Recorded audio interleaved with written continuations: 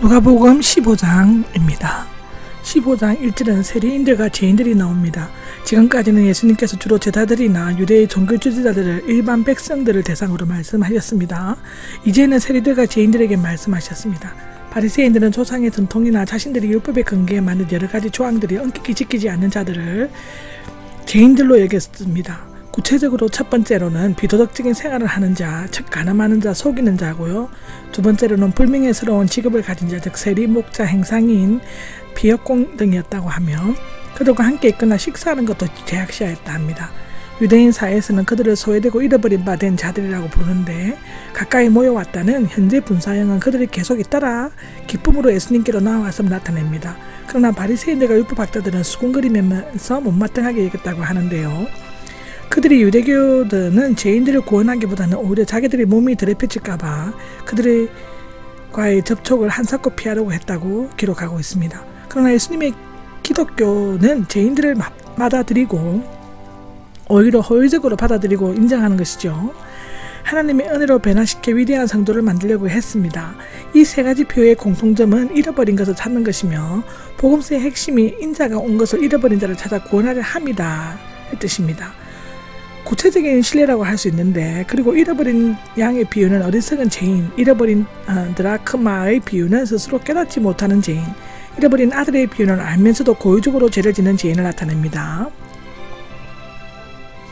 또는 삼위일체 교리와 연관시켜 양의 비유는 양을 찾아 헤매는 성자들, 동전의 비유는 버려진 죄인들을 쉬지 않고 찾아다니시는 성령을, 아들의 비유는 죄를 뉘우치고 돌아오는 죄인을 기다리시는 성부를 상징한다는 견해도 있습니다.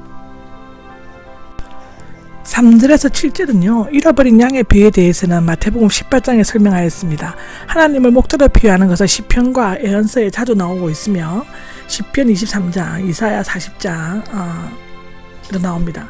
요한은 예수님을 선한 목자로 소개하고 있습니다. 요한복음 10장에 나오죠. 유대민족의 종교지도자들은 하나님의 양을 쳐야 할 책임을 가지고 있었으나 신뢰를 저버리고 말았다고 에스겔 34장, 스가랴 11장에는 얘기하고 있습니다. 틀에 보면 양 100마리가 나오는데요. 당시 유대는 보통 20에서 200마리 정도를 찾고요. 100마리는 보통 이하의 수준이었다고 합니다. 한 마리를 잃어버렸다고 하던데 마태는 벗어나다를 사용하여 양이 스스로 무리를 벗어난 것을 나타내는 반면에 누가는 파멸하다 망쳐놓다 무료로 만들다로 사용하여 양이 연약하고 미련하여 올바르게 목자를 따라가지 못한 것을 묘사하고 있습니다.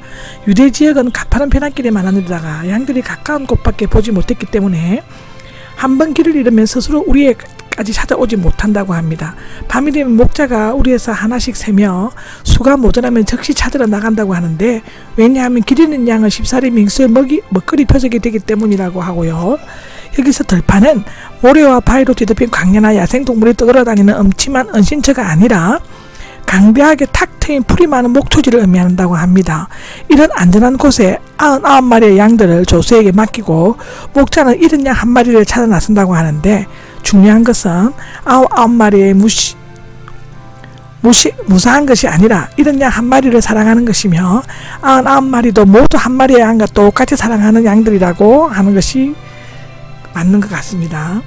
5절입니다. 5절을 보면 기뻐하면서가 나오는데 마치 춤이라도 추듯이 매우 기뻐하고 좋아하는 것을 의미합니다. 목자는 길 잃은 양을 나무라거나 자신이 고생한 것에 대해 불평하지 않고 기뻐 어쩔 줄을 몰라 했습니다.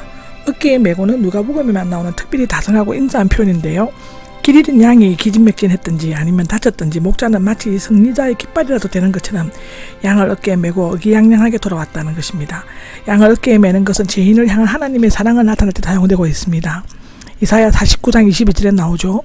복음 전도자가 열심히 애써 수고하여 얻은 성도는 기쁨과 사랑의 면류관이 된다고 빌립보서 4장 1절, 데살로니가전서 2장 19절에는 말하고 있습니다.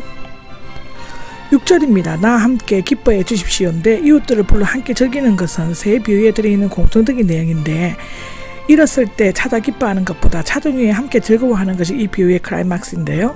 죄인 하나가 회개하는 것은 하나님 나라의 큰 기쁨이 된다는 의미입니다.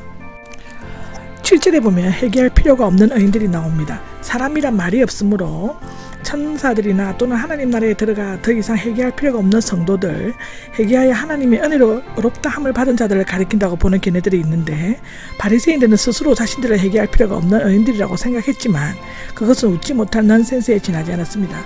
왜냐하면 회개할 것 없는 죄인은 실제로 존재하지 않기 때문인데요. 예수님은 그들의 말을 인용하여 풍자적으로 비꼬아 말씀하실 수도 있습니다. 그러나 이것은 이런 양 한 마리의 가치가 크다는 것을 나타내기 위한 수사적 대국법으로 보는 것이 좋을 것입니다. 즉 회개할 필요가 없는 의인이라는 말하는 것들을 보다는 이런 양 한 마리를 찾는 기쁨이 더 크다는 것이었다고 합니다. 8절에 보면 10개의 드라크마가 나오는데, 드라크마는 어원은 손으로 잡다의 의미입니다. 고린도전서 3장 19절에 나옵니다. 문자적으로는 한 줌의 동전, 소량의 동전인데 한 드라크마 헬라 화폐이며 유대 화폐 세겔의 4분의 1에 해당하고 여기에만 사용되어져 있습니다. 한 데나리온은 로마 화폐이며 노동자들의 하루 품삯인데요. 그것과 동일한 가치가 있다고 합니다. 그런데 유대 사회에서는 남자가 여자를 아내로 맞이할 때는 결혼 지참금이나 결혼 반지처럼 드라크마 옆잎에 줄을 꿰어 주었다고 합니다. 여자들은 그것으로 머리를 장식하거나 목에 걸어 때로는 비상금으로 사용했다고 하는데, 그것은 자신이 결혼했다는 표시도 되지만 자랑스러운 사랑의 증표가 되기도 했다고 합니다.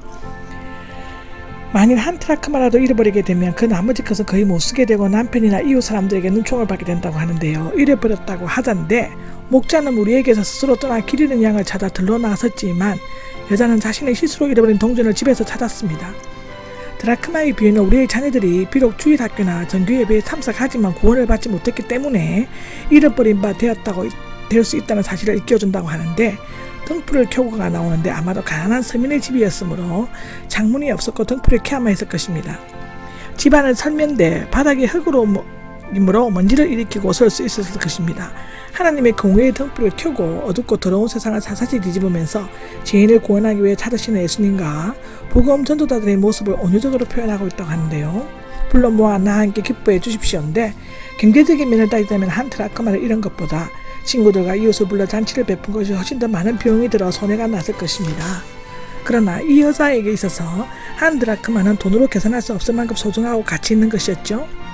천하보다 더 귀한 한 영혼은 하나님과 사람들에게 최대의 기쁨을 줄 수 있습니다.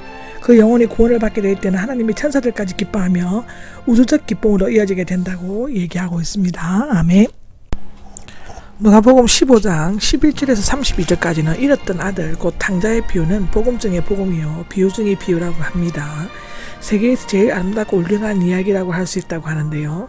이 비유의 주인공은 아버지이며 그 주제도 용서와 사랑이기 때문에 제목을 두 아들을 가진 또는 두 아들을 돌아오게 하는 이라는 아버지의 사랑의 비유라고 하는 것이 옳을 것입니다.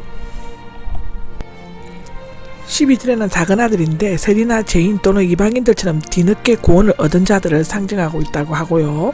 속한 보고 주십시오인데, 원래 재산을 물려주는 것은 죽음이 임박했을 때 행해지는 것인데, 작은 아들의 요구에는 아버지가 하루속히 죽었으면 하는 소원도 담겨 있다고 볼 수 있는 것이죠. 그러나 아버지는 무례한 아들의 요구대로 두 아들에게 재산을 나누어 주었습니다.